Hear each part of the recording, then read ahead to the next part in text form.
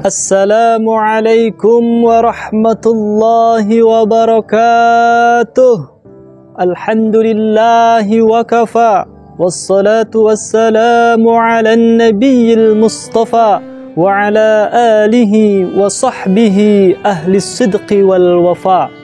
Amma ba'du. Dewan Hakim yang sangat saya hormati, seluruh peserta Dai Mitra Polri yang saya banggakan. Berbicara masalah Al-Quran dan Pancasila, ini tentu merupakan dua hal yang berbeda, namun memiliki satu tujuan. Al-Quran diturunkan langsung oleh Allah Subhanahu wa Ta'ala melalui malaikat Jibril kepada Nabi Muhammad sallallahu alaihi wasallam dan dijadikan panutan dalam kehidupan sehari-hari untuk kita selaku umat muslim Indonesia, terlebih seluruh umat muslim yang ada di dunia. Sedangkan Pancasila merupakan ideologi bangsa yang menopang segala bentuk suku, ras, budaya yang ada di Indonesia ini. Pancasila bukanlah syariat, akan tetapi nilai-nilai yang ada di dalam Pancasila ini sejalan dengan syariat. Oleh karena itu, kita simpulkan bahwa Pancasila merupakan nota kesepahaman yang Islami. Namun saudara, ada kelompok yang mulai mempertentangkan antara keduanya. Mereka menggiring masyarakat muslim untuk berada di posisi yang memilih antara keduanya. Tentunya dengan narasi ajaran Islam itu bersumber dari Al-Quran. Itu jelas adalah ciptaan Allah Subhanahu wa Ta'ala. Sedangkan Pancasila itu adalah ciptaan manusia yang belum tentu Islami. Kira-kira jika ada satu pertanyaan seperti ini, bagaimana jawaban kita? Untuk menjawab pertanyaan ini, kita langsung masuk ke sila pertama, yaitu ketuhanan yang Maha Esa. Sila pertama dalam Pancasila ini mengandung konsep tauhid, juga mengandung konsep toleransi dalam beragama. Tentu ini selaras dengan Al-Quran, surat Al-Ikhlas ayat 1 yang berbunyi, Qul huwallahu ahad. Katakanlah wahai Nabi Muhammad, dialah Allah yang Maha Esa. Ibnu Katsir dalam tafsirnya menjelaskan bahwa kata Esa ini tidak layak disematkan kepada siapapun kecuali Allah Subhanahu wa Ta'ala, karena dialah yang berhak dengan segala kekuasaannya, dengan segala keistimewaannya yang ada di dalam sifat-sifat dan perbuatannya. Kemudian sila yang kedua, yaitu kemanusiaan yang adil dan beradab. Sila ini mengajak manusia untuk membangun peradaban dan keadilan, tentunya dengan tujuan membangun Indonesia yang beradab serta menghanguskan dari kebiadaban yang ada di negeri ini.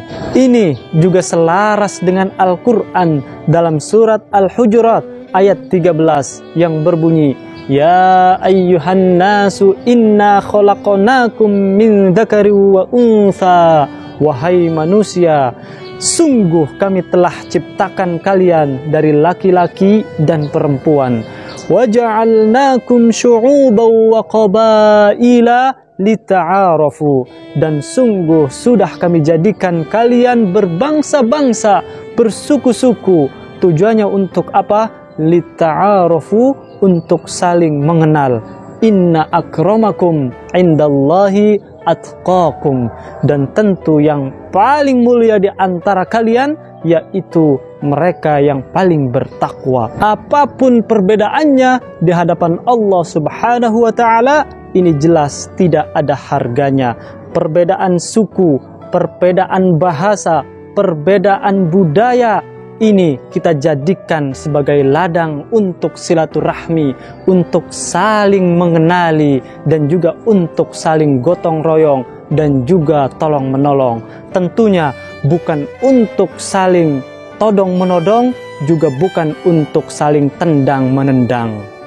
Tentu Allah Subhanahu wa Ta'ala melihat di antara kita bukan dari segi rupanya, bukan juga dari segi ketampanannya, bukan dari segi kecantikannya, bukan dari segi perjaka atau jandanya, tapi Allah Subhanahu wa Ta'ala melihat kita semua hanya satu, yaitu dari ketakwaan kita kepadanya. Masuk ke sila yang ketiga, yaitu persatuan Indonesia.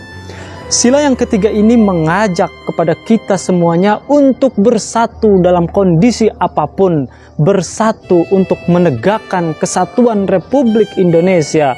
Tentu ini selaras dengan ayat Al-Quran dalam surat Al-Hujurat ayat 10. Allah Subhanahu wa Ta'ala berfirman, "Innamal mu'minuna ikhwah." Sesungguhnya semua orang mukmin itu adalah bersaudara. Fa aslihu baina akhwaikum, maka damaikanlah di antara saudara-saudara kalian. Imam At-Tabari menjelaskan dalam tafsirnya bahwa ayat ini menjelaskan akan pentingnya perdamaian di antara dua mukmin yang sedang bertengkar. Kita dituntut untuk membantu mendamaikan mereka, karena perdamaian itu adalah persaudaraan bagi sesama mukmin. Jangankan mereka yang bertengkar sesama mukmin, kita pun yang sedang tidak bertengkar dituntut dalam ayat ini agar menjaga ukhuwah, tali silaturahmi kita antar sesama. Kemudian sila yang keempat, yaitu kerakyatan yang dipimpin oleh hikmah kebijaksanaan dalam permusyawaratan perwakilan. Sila yang keempat ini mengajak kepada kita semuanya agar senantiasa bermusyawarah dalam segala urusan. Tentu ini selaras dengan ayat Al-Quran, "Wasyawirhum fil amr," dan musyawarahlah dengan mereka dalam urusan itu. Kita tahu bahwa Nabi kita, Nabi Muhammad sallallahu alaihi wasallam mengajak kepada para sahabatnya agar senantiasa bermusyawarah dalam segala hal. Kenapa demikian? Karena dengan musyawarah ini akan muncul pemikiran, pandangan yang sangat tajam, akan pula muncul ide-ide yang sangat berlian. Dan sila yang kelima, yang terakhir, yaitu adalah keadilan sosial bagi seluruh rakyat Indonesia. Sila yang terakhir ini mengajarkan kepada seluruh generasi bangsa, kepada kita semuanya, agar menegakkan keadilan dan persamaan, tidak pandang bulu kepada siapapun. Selaras dengan Al-Quran surat An-Nahl ayat 90 yang mengatakan, "Innallaha ya'muru bil adli wal ihsan." Sesungguhnya Allah Subhanahu wa Ta'ala menyuruh, memerintahkan untuk berbuat adil dan berbuat kebajikan. Perintah keadilan ini tentunya kita implementasikan dalam segala hal. Bahkan dalam Islam sendiri, konsep ekonomi keadilan sudah tergambarkan di dalam Al-Quran dengan adanya zakat, infak, sedekah, peduli anak yatim, juga dengan peduli para kaum du'afa. Oleh karena itu, kita pastikan, kita yakinkan kepada diri kita bahwa tidak ada satupun sila di dalam Pancasila yang bertentangan dengan ayat-ayat Al-Quran.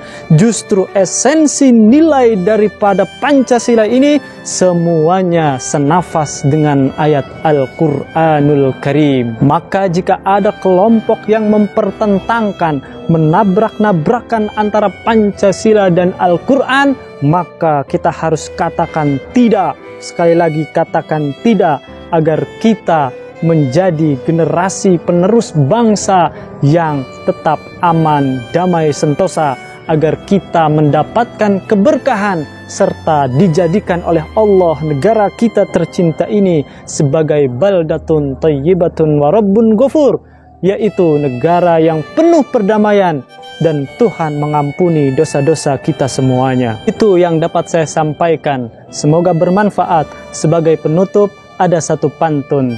Oh, singkatnya hidup di dunia, mari kita bergegas mencari pahala. Jadilah pribadi yang mulia, wujudkan Indonesia dengan berlandaskan Pancasila. Itu yang dapat saya sampaikan. Billahi taufiq wal hidayah wal ridha wal inayah. Assalamualaikum warahmatullahi wabarakatuh.